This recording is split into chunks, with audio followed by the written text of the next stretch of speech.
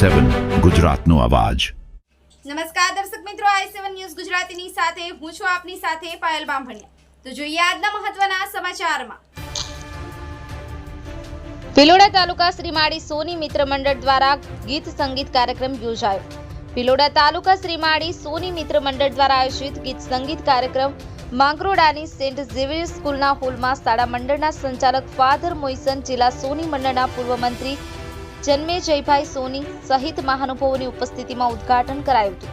આ પ્રસંગે સમાજના યુવાનો સહિત હોદ્દેદારો સભ્યોએ વિવિધ ગીતો ગાઈ કાર્યક્રમને અદ્ભુત બનાવ્યો હતો। મંડળના પ્રમુખ કૌશિકભાઈ સોનીએ સૌનું સ્વાગત કર્યું હતું। મંત્રી રાજેન્દ્ર સોની અને મીનાક્ષીબેન સોનીએ ઉદ્ઘોષક કરી સમાજના લોકોમાં ઉત્સાહ વધાર્યો હતો।